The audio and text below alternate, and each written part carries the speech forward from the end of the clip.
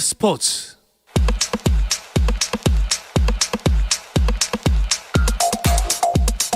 금요일 저녁에 축구 이야기 축구장 가는 길 시작합니다.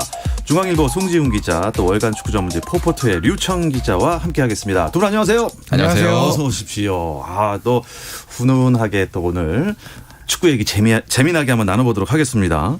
이번 주는 축구 대표팀과 관련해서 이슈가 있었어요. 우리 A 대표팀과 함께 우리 축구 대표팀의 양대 축이라고 할 수 있는 23세 이하 축구 대표팀, 우리가 이제 흔히 올림픽 축구 대표팀이라고 부르는 그 팀의 사령탑이 결정이 됐습니다. 네. 대전 하나시티즌에서 물러난 이후에 한동안 야인으로 지내고 있었던 황선홍 감독이 이제 23세 팀의 지휘봉을 잡게 되는데요. 임기는 이제 3년 뒤에 열리는 이제 2024 파리 올림픽까지인데, 이 3년 임기를 다 채우려면 먼저 중요한 시험 하나를 통과를 해야 됩니다. 그런 게 있습니까? 내년에 열리는 항저우 아시안 게임. 이 대회에도 이제 23세 대표팀이 나갈 텐데, 다들 기억하시겠지만 우리나라가 이 아시안 게임에서 그 2014년 인천, 2018년 그 자카르타, 네. 이 두 대회 다 금메달 땄거든요. 그렇기 맞네요. 때문에 황선홍 감독 입장에서는 이번 대회도 금메달이 아니면 약간 좀 실패로도 보일 수 있는 여지가 있어요. 그래서 2024년까지 무탈하게 가려면 이 항저우 아시안 게임이 아주 중요한 시험대가 된다라는 이야기를 먼저 드리고 시작해야 될 것 같습니다. 금메달만 메달입니까? 은메달, 동메달도 잘한 거죠. 근데 아시안 게임에는 한국보다 더 힘을 쓰는 나라가 없다고 봤을 때 일본도 이제 거의 뭐 프로 선수들이 많이 나오지 않는 대회고, 결과적으로 금메달을 못 따면 이런 팀들에게 졌단 말이야, 이런 얘기가 나올 수 있고, 어쨌든 이제 많은 것이 걸려 있잖아요, 메달에. 그렇기 때문에 저도 금메달이 아니면 어려울 수도 있다고 생각하고 있습니다. 혹시 그때도 베트남은 박항서 감독일까요?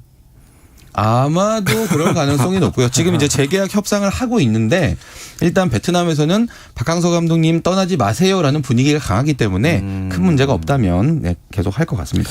근데 축구를 잘 모르는 분들도 황선홍 이름 석자는 대부분 다 아시잖아요. 2002 월드컵, 한국에게 월드컵 첫 승을 안겨줬던 폴란드전에 그 왼발 슈팅도 있고, 그 이후에는 이제 뭐 부상 투혼, 붕대를 감고 뛰었던 것도 있고, 맞습니다. 뭐 그 장면을 제외하더라도 대한민국 스트라이커의 계보를 말할 때 절대 빼놓을 수 없는 슈퍼스타였기 때문에 이름만으로도 유명한 건 사실입니다. 이 선임 배경을 조금 여러분들은 알 수 있지 않을까요? 어떻습니까? 아마 유청 기자도 많이 들어서 알고 있을 텐데, 원래 이 올림픽 팀 관련해서 1순위 시나리오는 협회에서는 가급적이면 김학봉 감독이 유임됐으면 좋겠다였어요. 제가 말씀드렸다시피 이제 항저우 아시안 게임도 바로 내년에 열리고 여러 가지 그런 그 기간이, 준비 기간이 짧기 때문에 준비할 시간이 충분치 않으니까 가급적이면 이 팀을 맡아왔던 감독이 그냥 좀 이어가는 게 좋겠다였는데, 김학봉 감독이 고사를 했단 말이죠. 나는 하지 않겠다라고 이제 일찍 선언을 하게 되면서 협회가 본격적으로 이제 감독 선임에 나선 거고요. 뭐 내용은 다 이제 언론에 공개가 됐죠. 후보군을 6명으로 좁히고 이제 그 중에서 이제 3명에 대해서 이제 면접을 진행하고, 이제 그러면서 이제 최종적으로 황선홍 감독을 이제 선임을 한 건데, 협회가 발표를 하기 전에 보도가 먼저 나왔잖아요. 맞습니다. 그래서 약간 좀 김이 센 그런 감이 있기는 한데, 최종적으로는 지난 15일에 이제 회의를 거쳐서 황선홍 감독 결정이 됐고, 어제 뭐 취임 기자회견까지 진행이 됐습니다. 그러니까 이제 황선홍 대표팀 선수에서 이제는 또 대표팀 감독, 태극마크를 아주 오랜만에 달았네요. 태극마크를 제가 찾아보니까 사실 2003년부터 이제 지도자 생활을 시작했습니다. 그 이후로는 태극마크를 달지 못했고요. 뭐 전남, 부산, 포항, FC 서울, 뭐 연변, 대전 하나시티즌을 거쳐서 지도자로서는 처음이고요. 은퇴한 게 2002년입니다. 국가대표팀에서. 그러니까 뭐 선수, 지도자를 합치면 19년 만에 대표팀 태극마크를 달게 됩니다. 어떻습니까? 기자회견장에 가셨었나요? 보셨나요? 뭐 어떤 얘기를 하던가요? 저는 일단 가진 않았지만 그 기자회견 내용을 일단 보긴 했고요. 그 빠른 축구에 대한 그런 이제 의지를 보였는데, 그 기자회견 워딩을 제가 그대로 소개를 할게요. 세계 무대에서 한국 축구가 경쟁력을 가지려면 적극적이고 스피디해야 된다. 방법론의 차이는 있겠지만 이런 축구를 해야 된다는 방향성에는 변함이 없다. 이렇게 이랬거든요. 빠른 축구라는 표현, 뭐 스피드를 살린다 또는 뭐 템포를 높인다, 그 두 가지 의미가 다 들어갈 텐데, 이 표현을 쓴 이면을 또 살짝 들여다보면 지금 A 대표팀의 벤투 감독이 볼 점유율을 높이는 데 좀 많이 집중을 하기 때문에 맞습니다. 상대적으로 템포를 끌어올리는 데는 좀 고민이 조금 부족하지 않느냐라는 그런 분석도 있잖아요. 네.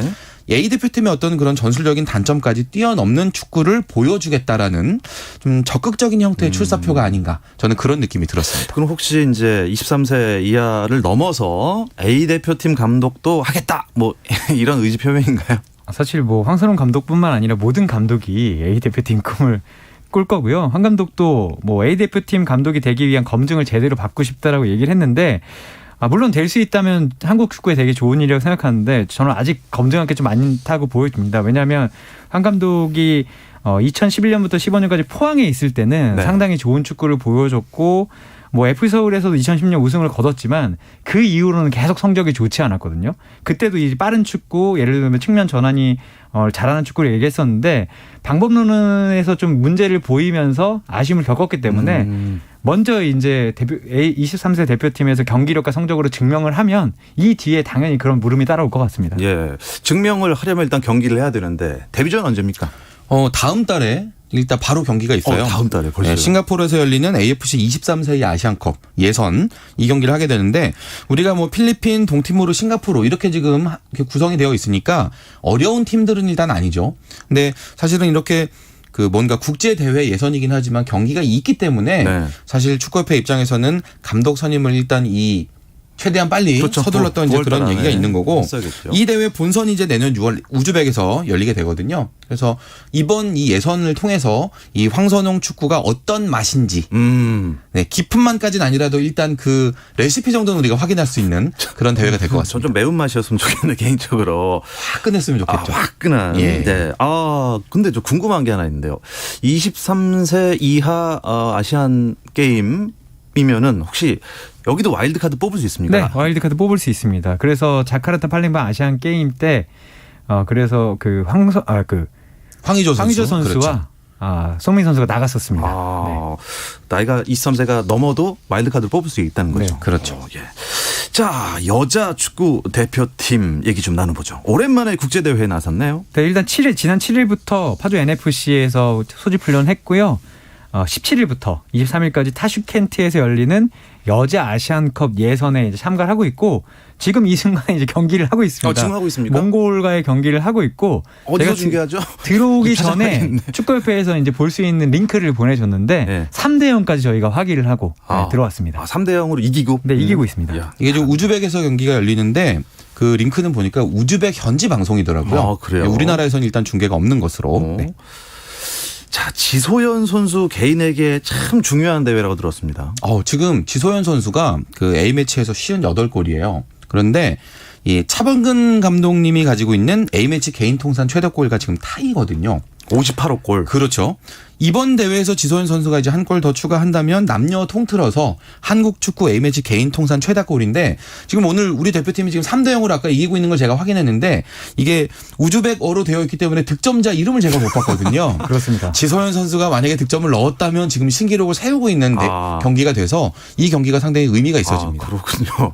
우즈벡 좀 공부 좀 하지 그러셨어요. 뭐 러시아어 비슷하게 생겼던데 뭐 아시겠지만 이게 뭐 알파벳이 뒤집어져 있는 같은 그런 그렇습니다. 예. 더 이상 얘기하면 다 탄론하기 때문에 네. 자, 이 방송 끝나고 확인하면 되겠죠. 뭐. 네.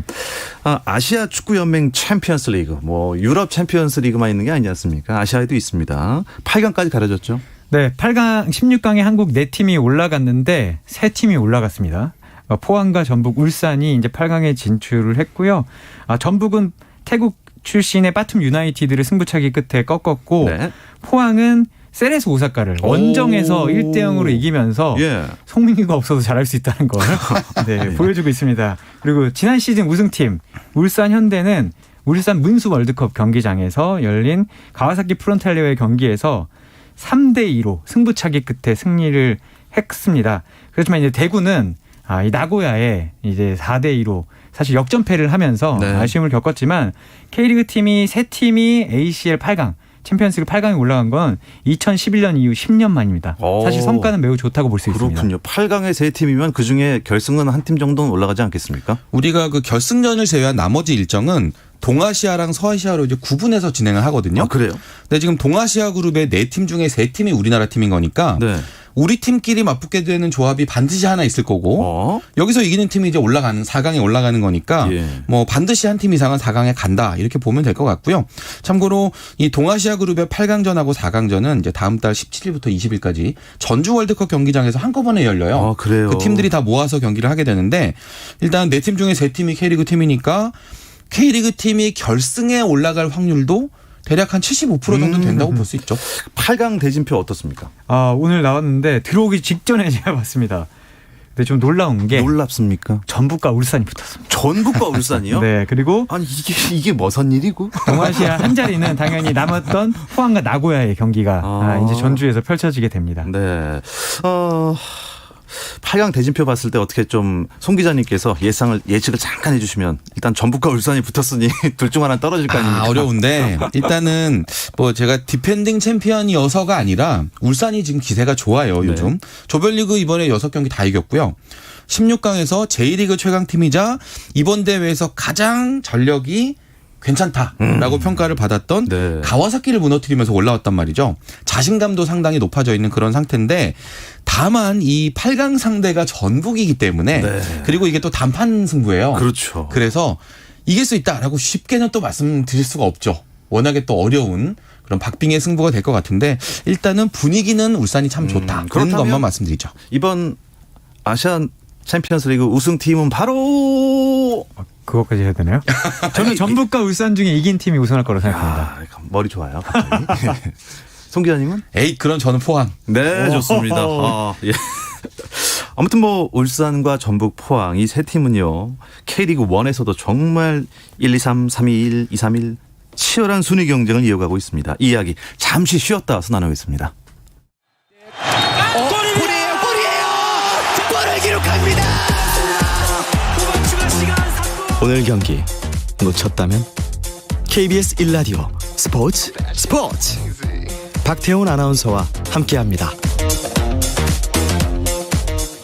네, KBS 1라디오 스포츠에서는 금요일 밤에도 축구장에 달려갈 수 있습니다. 축구장 가는 길 듣고 계시고요. 중앙일보 송지훈 기자, 월간 축구 전문지 포포트의 류청 기자와 함께하고 있습니다. 지난주 이 시간에 선두 경쟁 벌이고 있는 울산과 전북의 경기가 있어서 제가 실시간으로 전해드렸는데요. 이게 넣을 듯 하다가 결국 비겼어요. 네, 0대0 무승부로 끝났습니다. 울산이 경기 전까지 전북과 2위 전북과 승점 4점 차였는데 승점 차는 유지를 했습니다. 근데 경기 자체는 울산이 주도를 했습니다. 슈팅 숫자가 17대 4였거든요. 전 이걸 보면서 아마 전북이 슈팅을 4개밖에 못한 경기는 제가 본 경기전 거의 처음이지 않았나 할 정도로 울산이 경기를 잘했지만 그래도 전북이 승점 1점을 가져가는 걸 보면서 호락호락하지 않다는 생각을 했습니다. 야, 울산과 전북이 지난주에 어떻게 보면은 아시아 챔피언스 리그 뭐 예행 연습을 좀 한 것 같기도 하고요. 어쨌든 뭐 지난 29라운드에서 관심을 모았던 경기는 사실 저는 약간 좀 아래쪽에 있는 팀, 두 팀의 경기였습니다. 서울 경기 어땠습니까? 올 시즌에 서울을 이끌어왔던 박진섭 감독이 자의반 타의반으로 이제 물러났고 안익수 감독으로 이제 사령탑이 바뀌면서 이 감독 교체가 일종의 이제 충격요법이 되잖아요. 과연 경기력이 어느 정도 영향을 미칠 것인가 정말 많은 분들이 관심을 갖고 지켜봤는데 특히나 지금 상대팀 성남도 별로 좋지 않은 그런 상황이었기 때문에 성남에도 지금 이 코칭 스태프 관련한 이야기들이 좀 솔솔 나오기도 해요. 그래서 더욱더 주목을 받았던 그런 승부였는데 이 승부도 결과는 1대1 무승부였거든요. 양 팀이 다 똑같이 좀 아쉽다라고 느껴지는 승점 1점씩 가져가면서 경기를 마쳤는데 일단 서울 입장에서 좀 전체적으로 들여다보면 뭔가 좀 바뀐 것 같기도 한데 라는 이런 분위기 정도는 느낄 수 있었던 경기였습니다. 유청 기자 보기에 어떻게 안익수 전술은 어떻게 보십니까? 안익수 감독이 워낙 수비 전술을 잘 짜는 감독이고 서울이 어려워서 수비적인 전술을 펼치지 않을까라고 했는데 안정적인 경기를 한 건 맞지만 전방으로 빠르게 압박을 했고요. 일단 선수들이 정말 좀 이동 속도가 빨라졌다. 지금 열심히 뛰고 있다. 이런 모습은 확실히 보여주긴 했습니다. 그래도 여전히 갈 길은 먼 서울입니다. 그 엄마들이 하는 말 중에 이제 이런 거 있잖아요. 우리 애가 요즘 좀 달라졌어요. 옛날에는 맨날 핸드폰 게임만 하고 뭐 들어누워 있더니 요즘은 좀 책도 보는 것 같고 뭐 그래요. 예. 이런 얘기도 이제 하는데 물론 이런 노력도 이제 변화도 의미가 있지만 사실 점수를 높이고 또 순위를 높이고 하는 실질적인 그런 변화들이 따라와줘야 되거든요. 서울은 뭐 좀 달라진 것 같다. 압박도 잘한다. 이런 이야기가 나오긴 하지만 여전히 지금 K리그 1 최하위 팀이고요. 지금 올 시즌 최소 승리 팀이고 최다 패배 팀이에요. 이런 불리한 데이터부터 좀 하나씩 바꿔나가는 경기력이 좋은 걸로 그치지 않고 뭔가 좀 성과가 나와줘야 되는 상황인 거죠. 그렇습니다. 그렇다면 전체 팀 순위는 어떤지 1위부터 12위까지 쭉 한번 얘기해 주시죠. 네. 앞서 말씀드렸듯이 1위는 울산이고 승점 4점이 뒤진 전북이 2위를 하고 있습니다. 3위가 수원FC, 4위가 대구FC, 5위가 포항스틸러스, 6위가 수원 삼성이고요. 그리고 7위가 인천 유나이티드입니다. 그리고 8위 제주, 9위 강주, 10위가 성남, 11위가 강원, 12위가 서울인데 11위 강원과 서울과의 승점 차이는 1점인데 강원이 3경기를 덜 치렀다는 점에서 서울은 긴장감이 더 들고 있습니다. 그렇군요. 저는 사실 지난주도 말씀드렸지만 3위에 올라 있는 수원 FC. 저희가 방송 초반에는 제일 밑에 있었습니다. 수원 FC가. 근데 어떻게 이렇게 치고 올라와서 3위까지 됐고 그 자리에 있던 그냥 수원 6위로 내려갔어요. 시즌 초반은 못합니다. 어떻습니까? 팀 내 뭐 불화설도 있다고 들었습니다. 이게 잘 되는 회사는 이렇게 막 직원들이 싸우고 그러면 건설적이고 격이 없는 토론을 한다. 네. 뭐 이런 얘기 나오지만 안 되는 회사 같은 경우는 저러니까 이 모양이지 이런 얘기가 나온단 말이죠. 그 시즌 초반에 수원 삼성이 정말 잘 나갈 때는 모든 게 다 예뻐 보이고 모든 게 긍정적으로 느껴졌었는데 지금 후반기 들어서 9경기 연속 무승이에요. 그러면 순위도 점점 내려가고 있는 이런 상황인데 그러다 보니까 좀 여러 가지 구설수들 나오고 있죠. 대표적인 게 박건하 감독 그리고 베테랑 염기훈 선수의 불화설입니다. 박 감독이 젊고 빠르고 또 체력 좋은 그런 20대 선수들 위주로 지금 구성을 많이 하고 있는데 이제 그러다 보니까 베테랑인 염기훈이 좀 화가 났다라는 그런 내용이고요. 예. 실제로 염기훈 선수가 지금 올해 19경기 중에 18경기가 교체고 출전 시간이 경기당 한 12분 정도밖에 안 되고 있어요. 그러다 보니까 이제 이런 루머들이 나오는 배경이 됐죠. 사실 이제 감독과의 불화설 이후에는 또 따라 나오는 게 이적설인데 염기훈 선수는 어떨 것 같아요? 일단 염기훈 선수는 아니라고 직접 얘기를 했습니다. 근데 다만 이적이라는 게 그렇게 쉬운 게 아닌 게 일단 K리그는 이적 기간이 있는데 이적 기간이 끝났습니다. 그럼 이제 시즌이 끝날 때까지는 무조건 수원 삼성에 있어야 된다는 얘기고 제가 봤을 때 염기훈 선수가 1983년생이고 그리고 수원과의 관계를 생각했을 때는 떠나는 게 둘 다 좋지 않기 때문에 저는 이적하는 일은 사실상 없을 거라고 그래요. 지금은 보여집니다. 근데 다만 확신할 수 있는 게 세상에 아무것도 없기 때문에 그래서 이제 정황상 아니면 뭔가 모든 걸 봤을 때 이적은 저는 쉽지 않을 거라 보고 있습니다. 글쎄요. 염기훈 하면 베테랑, 왼발, 또 수원 삼성, 프랜차이즈 뭐 이런 게 생각이 나는데 원만하게 좀 해결이 됐으면 좋겠고. 레바논전 결승골의 주인공이지 않습니까? 권창훈 선수 수원에 부상이라면서요. 오른쪽 이제 종아리 부상 지금 4주 받았고요. 예. 당분간 이제 재활에 전념을 해야 되는데 권창훈 선수야말로 이 수원 메탄소년단의 진짜 리더이자 간판 스타기도 하고 지금 수원이 부진에서 벗어나려면 이 권창훈 선수의 어떤 경험, 리더십 이런 양쪽에서 다 지금 역할이 컸는데 막상 경기를 못 나와요. 네. 그러다 보니까 지금 선수단 안에서도 뭔가 구심점이 사라졌다라는 그런 불안감이 커지고 있는데 박한호 감독 입장에서도 좀 머리 많이 아플 것 같습니다. A매치 후유증이 좀 큰 편이네요. 예, 토트넘의 손흥민 선수도 지금 뭐 종아리 부상으로 못 나오고 있고 권창훈의 남태희까지. 황의조도 아프다면서요? 네. 유럽의 A매치 바이러스라는 이야기가 있습니다. 실제로 A매치를 치르고 오면 또 국가대표팀 경기도 뭐 당연히 클럽팀 경기가 중요하지 않다는 게 아니라 워낙 격렬하고 또 이제 홈이 아니라 이제 이동을 해서 경기를 치르고 오는 경우도 많잖아요. 네. 그러다 보니까 여러 가지로 많은데 말씀하신 대로 손흥민, 남태희, 권창훈, 황의조 선수까지 부상을 당하면서 어떻게 보면 대한민국 지금 대표팀의 공격진을 이끄는 선수들이 모두 부상을 당했고 사실 지금 최종 예선이 10월에도 경기가 있잖아요. 그래서 좀 걱정하는 목소리들이 있긴 합니다. 네. 벤투호의 부상 악령 아닙니까 혹시?